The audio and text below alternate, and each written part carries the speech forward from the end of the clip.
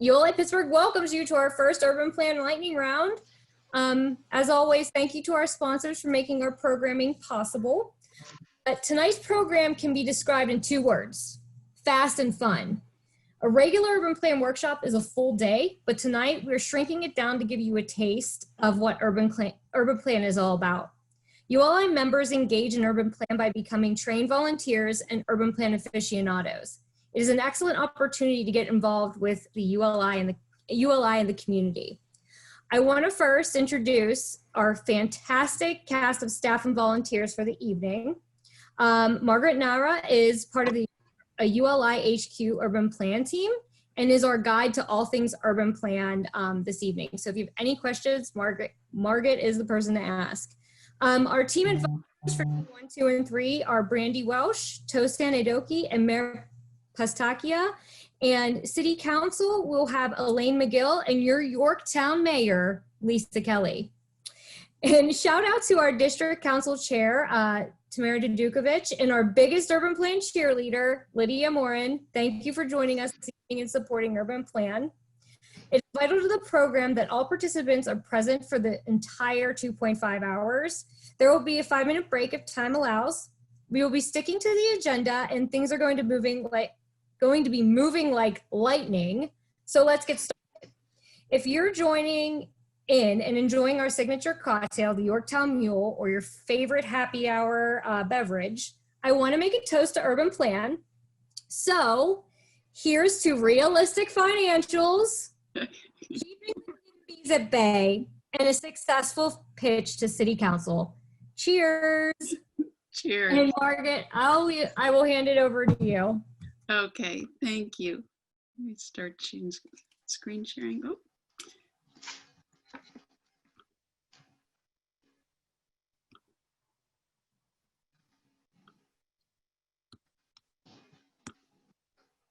Okay, here we go. Is everybody able to see my slides? Yes. Okay, great.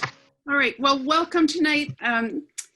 We've really been looking forward to this. You've got a great team at ULI Pittsburgh planning it, and it's been a ton of fun to put together with them. So I think we're going to have a good time tonight. And just ignore that slide says Baltimore. So you guys have already changed your names, I think. If anybody has come on late and they haven't, then we would ask that you put your team number first, and then your name, and then your team role. And Jamie can help with that if you don't know those already. So my name is Margaret Nara. I used to teach Urban Plan as a AP government teacher. I'll start out. I used to be a lawyer, but most of my family was in commercial real estate, so I always had a little bit of the bug. I taught Urban Plan in high school, and I loved it so much that I talked ULI into hiring me, and now I direct Urban Plan for the Washington region and then work with other district councils like Pittsburgh. So I have my dream job, and I really thank you for letting me be here tonight. So what we're going to do is spend about 20 minutes just giving you an overview of Urban Plan, of what a real Urban Plan program looks like, and also introducing the scenario that you'll be working with tonight. We're then going to send you into a breakout room to work with your team. Each team is going to come up with a team name and a marketing tagline and a vision statement, and then build a model of your proposed plan. Now, we are giving you an hour to do what our workshops do in 6 hours and what our classroom models do in 15 hours. So, we don't expect things to be perfect, but hopefully you'll get a taste of how Urban Plan goes and have fun doing it. We will then bring you back into the main room, and your team will give a quick presentation to our City Council of your proposals. And then City Council will deliberate for a little bit while Jamie and I talk to you, and you'll give us some feedback. And then the City Council will come back and give each team some feedback on their proposal and announce the winners. So what is Urban Plan? Urban Plan is a simulation exercise. It was developed about 20 years ago in California with some teachers at UC Berkeley and some high school teachers, and if you ask the ULI offices out in California, they'll argue over which of them worked with that team first to develop it. But we'll just say California ULI. And they were finding that the Berkeley professors were saying that they felt they had grad students who didn't really have practical experience and didn't understand the full range of perspectives involved in development. And so they developed this exercise, and as they started to work on it, they said, you know, this would be a great way to teach high school students about economics and municipal government. So they launched it simultaneously at the university and high school level, and now it is run all over the world. So it's used to teach participants about all the different market and non-market forces that shape the development process and our built environment. You know, obviously the outcomes are a little different depending on who you're teaching. So for high school students, there's a lot about the governmental process and economic fundamentals. You know, at the university level, there's a lot more about professional development and career options. And we also now run workshops for public officials and community members. But the base simulation is the same. So, excuse me, as you've read, participants form 5 to 6 person development teams, just as you did tonight. Each person on the team is assigned a specific role, and we try to emphasize the importance of that role to the team. So we're going to be asking you to work with your team tonight from the perspective of your role, because that's how you can provide the most value to your team. You know, I used to tell my students that no baseball team wins if everybody's playing first base. You got to play your role and contribute from that perspective. So your teams are working together to respond to the fictional city of Yorktown's request for proposals to redevelop a 5.5 block site called the Elmwood District. And so teams work together to develop a vision for Elmwood, and then they build a model. When we are meeting in person, you'll see from the picture, we give students or workshop participants a box of Legos, and they actually build it out physically. But now that we're virtual, we have a drag and drop 2-dimensional plan, and any day now we have a 3-dimensional version that's going to be launched. So I think that they're just fixing the last bugs in that. So you'll be building your site plans just like the students do. And then the teams will have an Excel-based pro forma to evaluate the financials generated by each scenario they build. So how many jobs are created, what kinds of tax revenue is created, what sorts of return on investment can we expect for the investors? And then we won't be doing this part tonight, but in our workshops and our classroom models, we bring in industry experts at 2 different points to meet with the teams and give them feedback. We call it facilitation. Our volunteers are trained to use Socratic questioning, so they don't give students answers, but they're trained in how to ask questions that will push the teams to reevaluate what they've done and think about other options. And then we have the teams present to a mock city council. This part you will be doing. So tonight we've called in again 3 local real estate experts to serve as your mock city council for you to present your plans to. So we're doing it a little different tonight since we don't have 15 hours. Tonight's challenge is 5 years ago, the city of Yorktown hired Acme Development to revitalize the Elmwood district, just like the scenario that we have in our regular workshop program. Unfortunately, though, the resulting development, Elmwood Crossing, has fallen far short of Acme's promised financial goals. So the city has put out a new bid and has invited your firms to take a fresh look at Elmwood Crossing and submit proposals that reimagine the site. So the city has some goals, and these are outlined on that cheat sheet that you were sent. 1, the city wants to make sure that any redevelopment of Elmwood Crossing includes public open space, so the residents can have a place for safe recreation and peaceful exercise of their First Amendment rights. They also need to generate tax revenues for the city, and your cheat sheet has a certain target amount. They want to create jobs, so both entry level and skilled level jobs. They want to attract retail businesses that serve the neighborhood needs. So Elmwood, before Elmwood Crossing was built, Elmwood was a food desert, and even Elmwood Crossing doesn't do a great job of servicing the neighborhood. So we want retail businesses in there that will serve the neighborhood. They're looking to create housing for mixed income groups. And they want to make sure that any reimagined Elmwood Crossing includes public and private amenities. So as I said earlier, we're going to assemble your teams into breakout rooms. Side note, I'll say this photograph is from a workshop that we do every year for the National League of Cities. We have public officials who come in all over the country to do this workshop. And we've had folks come back 4 and 5 times and say every year they just take a different role on the team, but they get so much out of the simulation that they want to do it over and over again, just using a different perspective. So we hope you have a good experience with it as well. So tonight, each team is going to have 1 hour in your breakout room to decide on a name, decide on your marketing tagline, and a vision statement.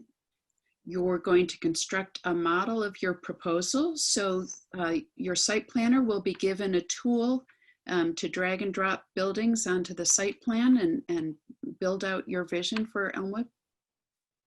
And then each team has a team advisor. So your team advisor is going to actually enter the data for your plan into the financial model. But each team has a financial analyst, and the financial analysts are going to be watching those numbers and keeping the team apprised. Oh, we just put in this office building that created this many jobs, or we just built this kind of housing that created this much affordable units and these many market rate units. So financial analysts are going to be tracking all of that and keeping the team apprised as to how you're doing. After an hour, the teams will return to the main room to present their plans to the City Council. City Council is going to adjourn to a breakout room to deliberate, and then we'll come back to announce the winners. Now, how are you going to do all this in just an hour? Well, you are going to be given a site plan of the failed Elmwood Crossing. Your team advisor has been given a spreadsheet to track the financial outputs of each of the decisions you've made. You have already gotten a cheat sheet. It's a 2-sided cheat sheet. So these are images of what you've gotten. If you didn't get that, just let me or Jamie know and we can zap one over to you. But these cheat sheets are great sources of information. So you'll see in that upper left-hand corner, these are the city's goals. The team responsibilities, these are the things that you need to be doing in your breakout room. And then there have been a number of neighborhood groups who have written in. They heard that the city was putting out that RFP for rebid, and they've all written in and told the city what they want from Elmwood Crossing. So you should look at those descriptions of the neighborhood letters. When you do the real Elmwood, the real urban plan simulation, you will get a handbook with pages of these letters written out. But your cheat sheet gives the highlights. So you have some groups who want a big box store, some who don't. You have some groups that want more housing and some who would prefer more retail. You've got different age groups, different demographics represented. So you want to keep those groups in mind, because you can be sure that if they've already written to City Council, they're going to have a lot to say about anything that you build. There are also some community groups who have written in.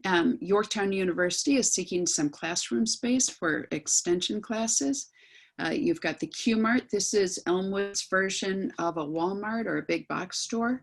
And they have offered to, if they're allowed to stay in Elmwood, they have offered to donate a number of computers to a community center. There's a bike share group, Yorktown Bike Sharing, that is looking for some donated office space. So you need to keep those community groups involved as well, or appeased as well. And your neighborhood liaison is going to be the person primarily in charge of making sure that the neighborhood's interests are represented. And your city liaison is going to be keeping track of those community interest groups as well as the city's goals. You might say, okay, well, we've talked about the site planner and the financial analyst and neighborhood liaison, the city liaison. What does the marketing director do? Marketing director, you are keeping track to make sure that you're going to be able to sell or lease these properties. You know, is there anything being put in your plan that is going to make it harder for you to successfully lease and fill these spaces within the 3-year time frame of the Elmwood project? So you have the cheat sheets. You are also going to get a set of slides to present your plan to City Council. So your team advisor has those, and I'll show you those in a moment. But when you do your presentation to City Council, you're going to have a set of 4 slides where you present your basics. So this is a picture of the site builder tool that the site planner will be using to drag and drop the building types onto the site plan. This is just a screenshot of the financial model. So this is that spreadsheet that your team advisor has that they're going to be using to input your decisions. The cheat sheet you already have. And then here are the presentation slides. So when you're in your room, as soon as you come up with a team name, your team advisor can put in the team name, your tagline, your vision. So what is it? What are you telling City Council that you want to create for Elmwood? And then once you've built your plan at the end of the hour, you're going to put a screenshot here of your team's plan and some bullet points just highlighting key aspects of the plan that you want City Council to focus on. And then on the last slide, you're going to input some key financial data. So your team advisor can put that in. You're going to be focused on building and creating the content for them to fill these. Now I see a couple of questions in the chat, so I'm just going to check.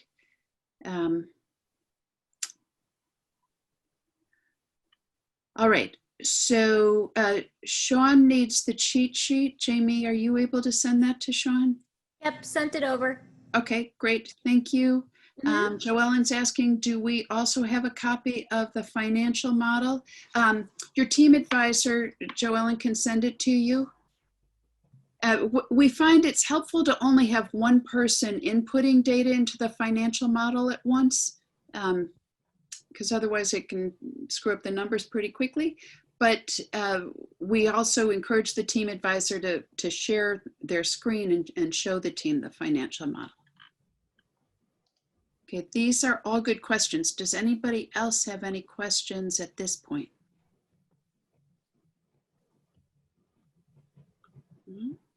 Okay, so your team advisors, team 1, Brandy Welsh is your team advisor. Team 2, Tosin Adoki, and team 3, Mayor Pistakia. So you are in expert hands. And with that, before I send you to the breakout room, you know, what is your ultimate goal? I used to always tell my students, you need to keep in mind your criteria for success as you're working. So for you, try to come up with a creative and catchy team name. You know, you can have some fun with this, but also a compelling vision statement. So your vision is, it's like the thesis to a paper. You know, you need to come up with a vision. What are you trying to create for Elmwood? And then that will guide everything you build. You know, are you building to implement that vision? You're going to build a site plan that addresses the city's goals and fulfills your vision. And you need financials. You know, it's not all about money. There's a number of different criteria that the City Council is going to be considering. It's about jobs. Did you create a sustainable neighborhood? Did you meet, you know, the social goals? On the other hand, you still do need to meet some basic revenue goals and generate a sufficiently high return on investment to attract investors. Okay, So with that, I will release you to your breakout rooms. You're in the capable hands of your team advisors, and then we'll also be circulating and dropping in on each room and making sure you're good. So it's 5:34, and you have 1 hour to build your plans.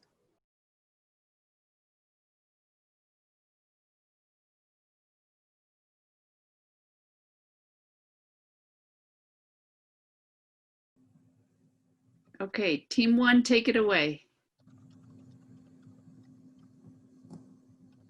I nominate Lydia to be our presenter. Lydia, we don't have time for you to argue. Hey. Well, 1 to 3 of us can present, and so I'm hoping that Alex and Joellen will back me up. But we came across our name as the Founders Future, preserving historic community as we grow into a more equitable future. We got that just because we found this as sort of a founders district with the street names. Next slide. Jamie, next slide. So our vision statement, written with 30 seconds to spare, we seek to develop an inclusive, diverse community filled with open spaces and sustainable building types. We got that right from the RFP there, Mayor Kelly. We're preserving the historic quality of the neighborhood while supporting success for all. We hope that's a nod to the job growth and everything else there the council wanted, Elaine. Okay, next slide. Okay, so you'll see our proposed site plan for the redeveloped Elmwood.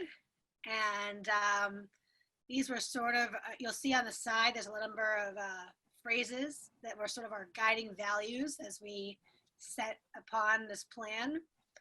We really wanted to build it around parks. Our site builder, Alex, I don't know if you wanted to speak to that a little further. And Sure. I mean, one of the things that struck us was the values that were already there, the quality of things, and particularly for the parks and the open space, putting those along near the YMCA seemed to be like a good idea to help the Y maybe reach out into the community, offering free programs in the community parks. And as you look at the the street along 10th Avenue, Adams, and Jefferson, those parks are also oriented towards some of the residential components that we added and improved within our district. We noticed, obviously, besides the street names, Adams, Jefferson, and Madison, where we named our founders redevelopment team name from, what stuck out to us was the YART transit, the Yorktown Area Transit Authority, and those subway stations. So we thought the Q-Mart and the town housing could be oriented around that. So we were looking at doing some transit-oriented development as well. Why don't maybe Wayne or one of the other folks on our team describe some of the other things we did with the York Dry Goods and the Phoenix Hotel.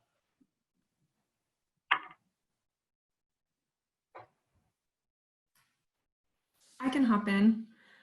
So we decided to keep the Phoenix Hotel as a homeless shelter. We thought that it made sense to keep it there instead of paying to move it.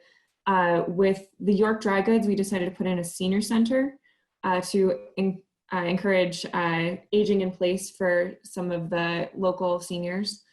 With Victorian Row, we decided to do kind of a mixed space. So we have retail on the bottom floor, and then I believe we have artist studios, and I believe we have classrooms on the other floors, just to kind of touch on all of the different types of community needs.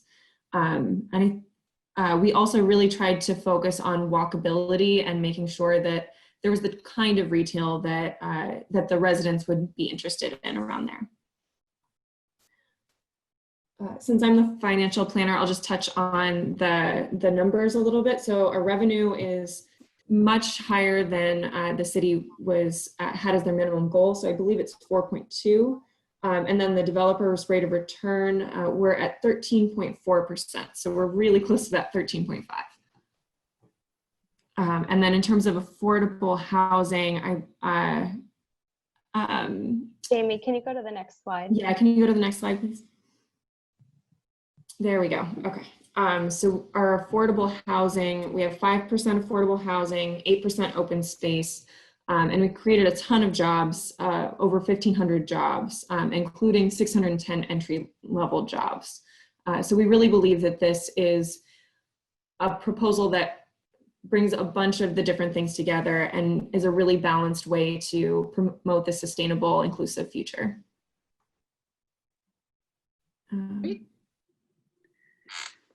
City Council, do you have any questions for these folks? Yeah. Elaine, did you have anything? I guess I just wanted to kind of question the thinking of the location of the high-end condos across the street from the homeless shelter. You know, that isn't necessarily a terrible thing, but might be maybe a marketing challenge. What was the thinking there?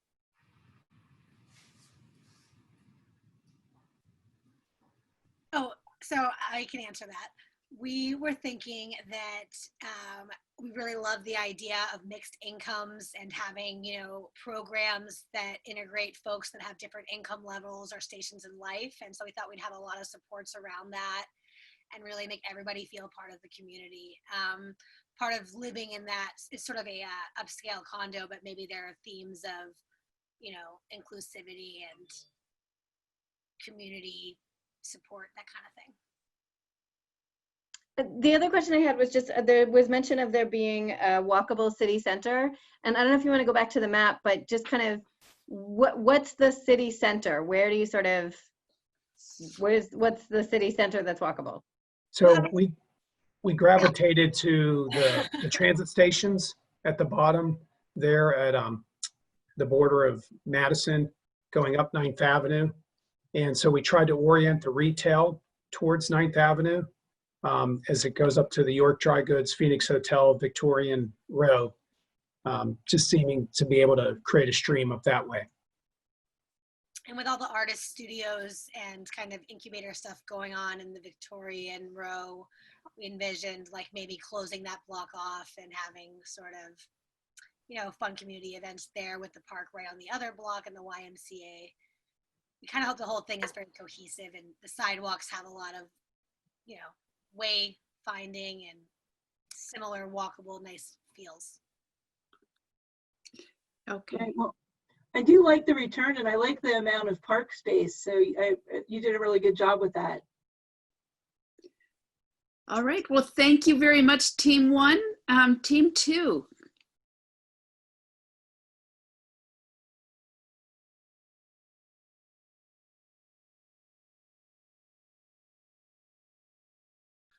Okay, thank you, Madam Mayor and Honorable Councilperson. We're happy to present our vision here today. Our development plan is titled Homewood Village, enlivening Elmwood block by block. Next slide, please, or can I control it? There we go. Our vision statement is to create a new enlivened Elmwood that feels like home for all. Homewood Village will mix traditional charms with modern conveniences through the creation of a neighborhood which will include affordable housing and exciting retail options. The heart of the community will hold a gathering space to bring together those from different generations, backgrounds, and financial statuses. And if we go to the next slide, you really see that last sentence is really, I think, the heart of our development and the heart of our plan. I would draw your attention to the right side, the large green space.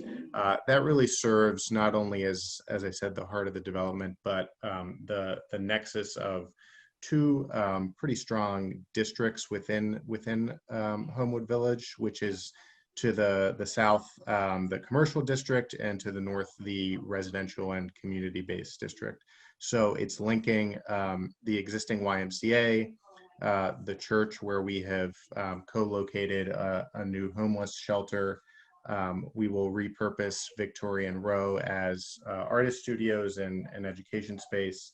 And then York Dry Goods will be office and retail, but surrounding all of this, both in our development and in the existing development, will be residential. You can see here Jefferson Street will really serve as a strong access through the development, very strong corner, strong intersection here with retail at this corner, as well as the three existing historic structures on the other corners. And then at the bottom of the development here, you see that we make use of the existing office space to the bottom right we complement that with new office development here. And then in the bottom left, we have the site at the Q-Mart, which we believe will be a great amenity for existing residents, but also we've located it there because of its proximity to the freeway and because it's along the transit line. So it'll have a high visibility and be a real destination for the neighborhood, but remain sort of at the corner of our development and allows for a more human scale development toward the center. Next slide. So you can see our developer rate of return is negative. That's just the kind of people we are. City revenue is strong, in excess of $5 million. We have 7% affordable housing units in space, but 12% open space, which we're very proud of. As I said, the new homeless shelter, 1,600 total jobs created, which is a blend of that Q-Mart on site as well as the new office development. The Q-Mart being the site of the 400 entry-level jobs. Anybody else from the team want to add anything?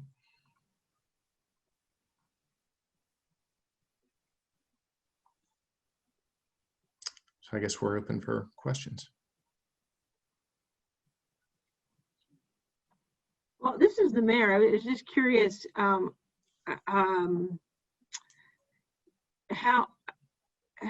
you're going to,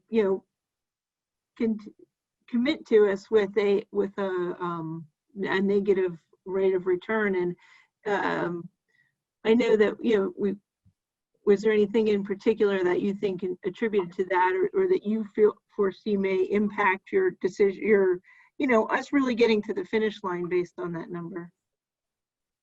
We like the city revenue, but we also want to be able to, keep you happy for our future developments.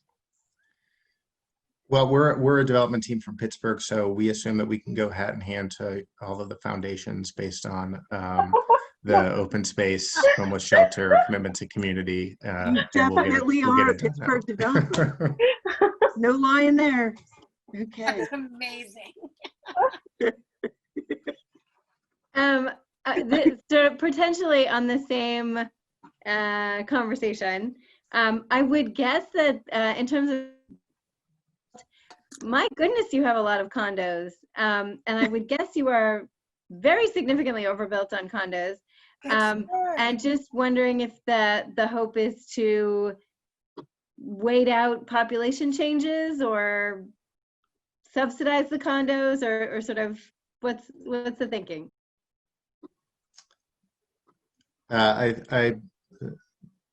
Anyone else from the team can jump in here. I believe the thing was that we wanted to create a mixed income neighborhood that would both serve as a good space for existing residents, but we really wanted to emphasize attracting new residents as well. And that's why we sort of co-located the condos with the artist studios, because we think that can be a strong draw.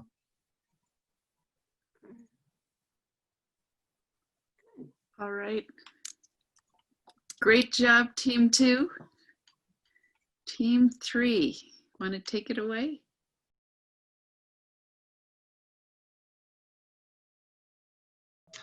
Great. Hi, I'm Ben, and I will be speaking for Rochambeau. So we are honoring the great Comte de Rochambeau, who freed the city of Yorktown from the evil Cornwall way back when, and also want to signal the rebirth of great Yorktown. So we plan to renew, repurpose, and revitalize this part of your community. Next slide, please. So we plan on reimagining a community for all in the heart of Old Town. We're going to celebrate the strength of our past and also energize with the innovations of the future. So we will repurpose our past and reinvent our future. Next slide, please. So you'll see that we have lots of green space, and rather than try to centralize or consolidate our green space, we wanted it as available as possible throughout this entire area. So we have lots of green space and in a mixed use format. We also included a new homeless shelter up by the church so that we could consolidate those operations, but also provide plenty of outdoor space for the residents of that shelter. The Phoenix Hotel would then be repurposed for its mixed use. Victorian Row would also be repurposed for mixed use as well, so that we can keep all of our traditional buildings throughout the area. You'll see with our park plan here, we have green space in all but one of the development blocks. Since Q-Mart has a green roof to it, only block 5 did not include green space. We made sure to build our housing options, our podium housing and our condos, so that they overlook our parks and courts, as well as the homeless shelter, which overlooks the skate park and general park space.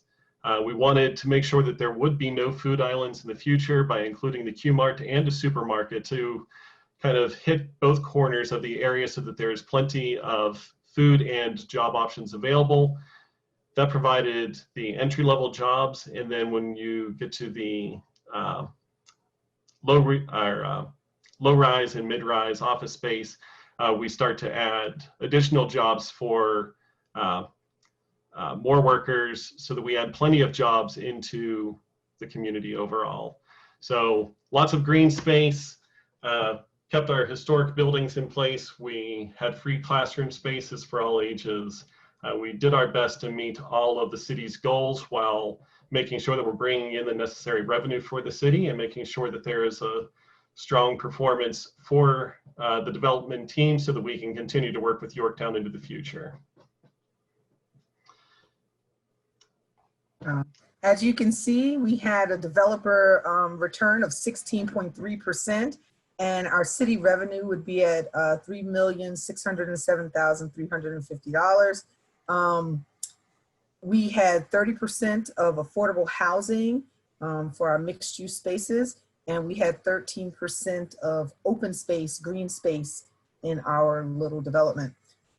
We did get a new homeless shelter, which we felt was an addition to the community and not a negative for the community. And we created 1,684 jobs, of which 670 of them were entry-level jobs. We do have, I think we have a luxury condo in there. Ben, correct me if I'm... Yeah, so we have the two condos that overlook the park there, which we hope with all of the new office jobs that have been created, we'll soon be able to fill those spaces as the market matures. Thank you. Thank you. If I can add like one quick thing, I wanted to say that like this development is also very careful in connecting with existing cities. So it was developed so that all the new development would make sense compared to you know, if existing developments of like offices versus residential, and it's very European in its approach. So you don't really create like a mall effect, but it's very walkable and a nice remix of functions and the community. Thank you, Bay.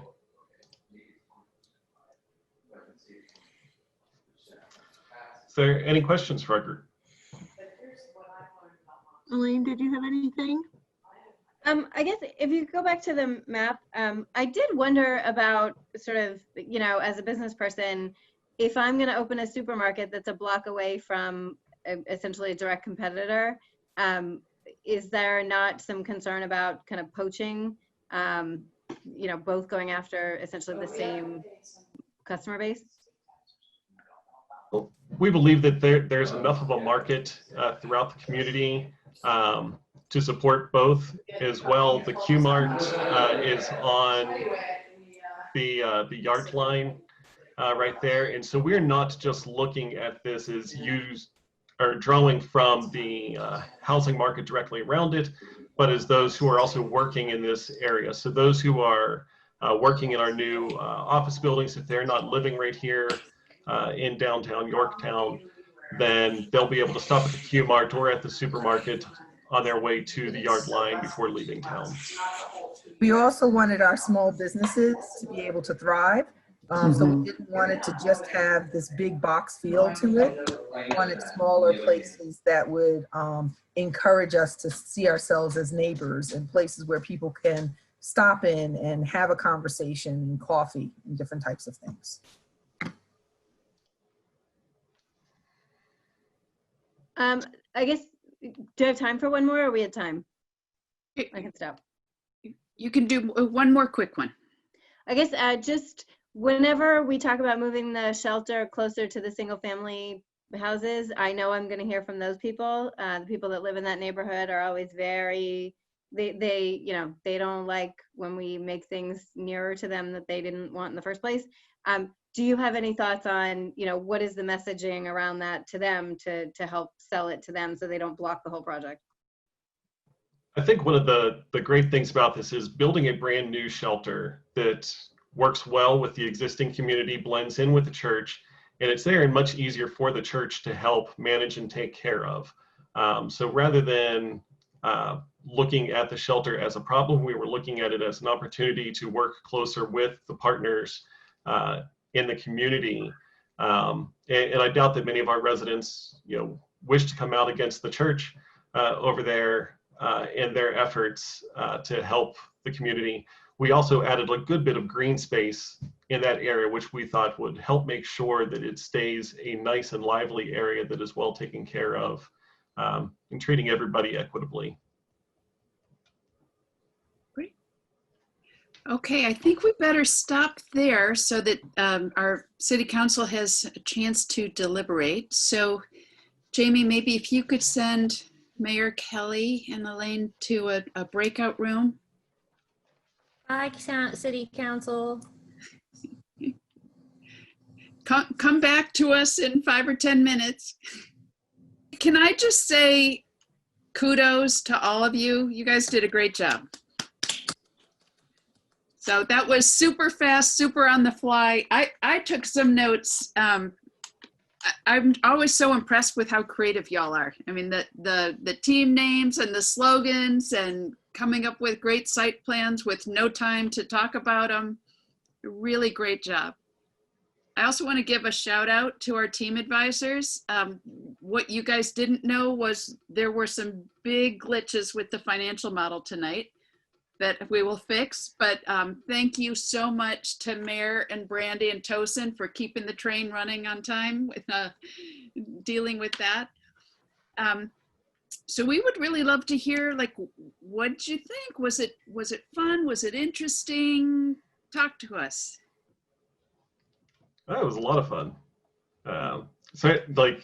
We could see, I think our group we all felt very strongly the same way about trying to do a lot of affordable housing, lots of green space. And I kind of felt evil in the group saying, we are the developers here. We have to, we still have to make money. And trying to bring it back to not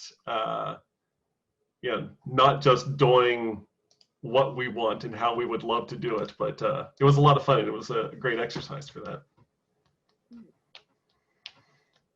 Anything we could do to make it more fun or more useful? Or I'll throw one thing out to you. We always struggle with, this is lightning round. It's supposed to be fun. It's not our real training. So we try not to send out a lot of prep.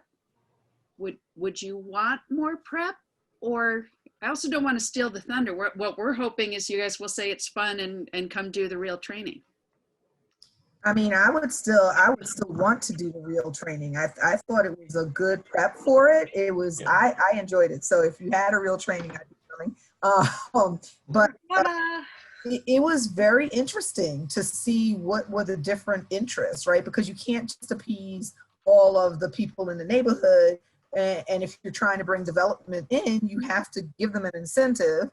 But you also want to, try to have some of your ideals be realized. And I thought it was excellent. I just wish I had understood a little bit more about the plugging in type of thing. But I think that with 6 hours with the real workshop, you'd get a better understanding of that, because there was a lot of fiddling we wanted to do, but we didn't have time to do it. So we had to stop when we had to stop.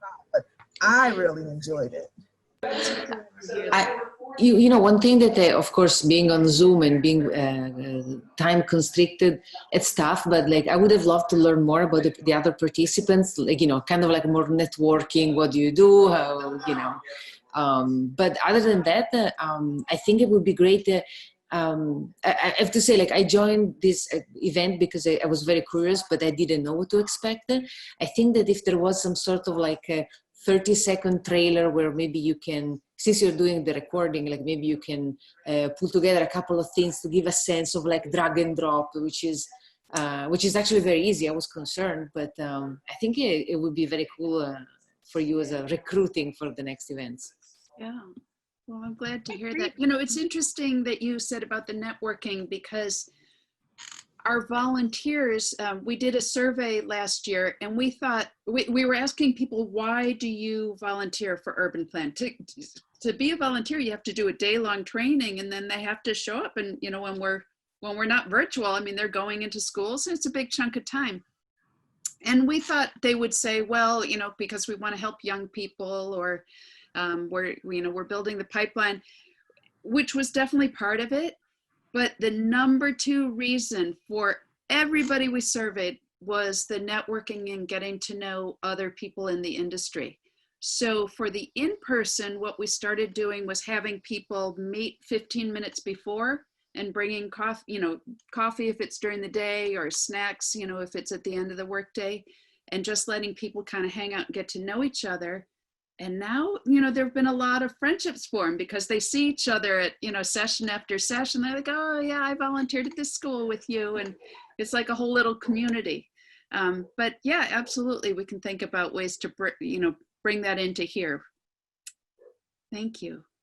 These are really helpful. Any other comments? I think it's really fun to, in the chat real quick, introduce ourselves and like say what we do. And just like, you know, we could find each other on LinkedIn. You can do that really fast right now still. And some of you know, there's a huge connect showing right here. And I love that. And I'm glad that you're all saying you want to do the one-day training, because we want to do that too. And yeah, it's just been really cool. So I'm glad this is happening. And I'm glad, I knew you would all love it. Thank you, Lydia. Yeah, this was really fun. I also think that, you know, having a dedicated time for networking, so we don't feel like, you know, there's always that awkward, like, well, we don't have that much time, so how much do we say about ourselves or get to know each other? So like, that's tough. But I've done a bunch of these kinds of simulations in grad school and things on other topics, but I thought it was a really good difficulty level. Like sometimes it's just super stressful because you're going to have to sacrifice so much to meet any of the goals, and like you can never meet all of the goals. And this one, it felt like you could do justice to most of the goals at one time, and I really liked that. Oh, good. Yeah, I'll share the first time we tried this, Mayor Pistacchi. Mayor, are you still on with us? She might have had to, there she is. Hey, Mayor. So Mayor and I did this in Baltimore for their advisory group. So it's about 70 people, and we didn't have advisors for every table, and it was in person. We just didn't show them the financials. Like they built it kind of flying blind. So they were really focused on the site plans, and then they did the simulation part. Then they went off for dinner, and Mayor and I entered all the financials. But of course, if you're not getting any financial data, you know, their financials were really screwed up. So it was kind of fun. It was a good lesson to learn, like, oh, you really want that data coming in continuously, because that really guides what you plan. Otherwise you get kind of a disconnect at the end. But, okay, was that them coming back, Jamie? So I have a question regarding the urban plan in general. I was under the impression that the urban plan was really mostly for high school students. So if one as an adult wanted to take the urban plan and go about it that way, is that a possibility, or does one just go in as an adult trainer? No, no, we would love, so we have 4 different models now. We have the high school, we have university, And at the university, we teach it both at the undergrad and the graduate level. And then we have one-day workshops for public officials. And then we have one-day workshops for community, we call them community members, but it's really anybody who's not a public official. So for the public official ones, we steer it a little bit more towards the issues that they're likely to be dealing with in a public role. But the other ones sometimes have public officials in them, but any other adult would do the one-day workshop. Yeah, the reason I ask is because I think what happens is, here in Los Angeles, I think what happens is that Urban Plan had been shelved for quite some time, and it recently got dusted off and was implemented with high school students. Right. And I was being encouraged to find out a little bit more about it. So when I received the email from you guys, I was like, oh no, I'm going to be participating. I thought I was just going to be kind of hanging back and watching high schoolers kind of work things out, which Yeah. I was perfectly happy to do. But this year, unfortunately, our urban plan got canceled because of the coronavirus, because none of the high school students could get together. And I was actually hoping that my son could join the program, because he just graduated from high school. So we'll see. Maybe he'll as they implement the program a little bit deeper here in Los Angeles, maybe he can go to the college one. Yeah, and what we're finding, one of the benefits of the virtual, like it's still always, I think, going to be better to be in person, but with the virtual, you can join from all over the country. So our high school programs and our school-based programs we're still tied to some teacher. We need some instructor because there is a lot of instruction that goes on over the course of the curriculum, but we don't necessarily have to have the students in the same place. So one thing we should be looking at is like maybe we could we've done summer camps. LA had a great urban plan summer camp. This summer we had a national competition with high school students from all over the country, including Canada and I know they're not our country, but all over North America, including Canada and Hawaii. So that was awesome. I want to just sort of give a shout out for the public official side, just because I got to be a part of the guinea pig group that did it in Pittsburgh with the mayor's office and a couple other Connect communities that were there, McKees Rocks and Clarendon and Neighborhood Allies folks. And what was really cool was because I had spent time in both of those communities knowing how different development battles had gone, I watched kind of minds change with these councilwomen or some of the folks that were doing it in that game that day as we like chatted in the bathroom between things. I was like, that's amazing. Like, that's why it's like so important, because like it's cool that it was a high school thing, but these concepts evolve as well. Like what best practices in urban planning are evolved. And so I think it's so great for like this, Sean called it experiential learning as a councilwoman earlier. And I was like, that's exactly what it is. It's so valuable for public officials and for all of us who are working with them to really kind of just see the different points of view. Well, thank you, Lydia. So our city council, are they back now, Jamie? We are. All right. All right. Well, as mayor, I'd like to thank council, and we had a tough time deliberating here. We have made a decision, and I think we're going to, as far as moving forward with the RFP, will be awarded to Founders Future. We thank them for everyone for their efforts. We felt that we were a bit concerned with the Homewood Village team having the return, and knowing Pittsburgh's foundations are very generous, but we do have a lot of moving parts, and we were somewhat concerned that might not come to fruition. And while the return to the city was great, we were worried that we might not get off the ground, and that's really important to get this back on track and our development moving forward.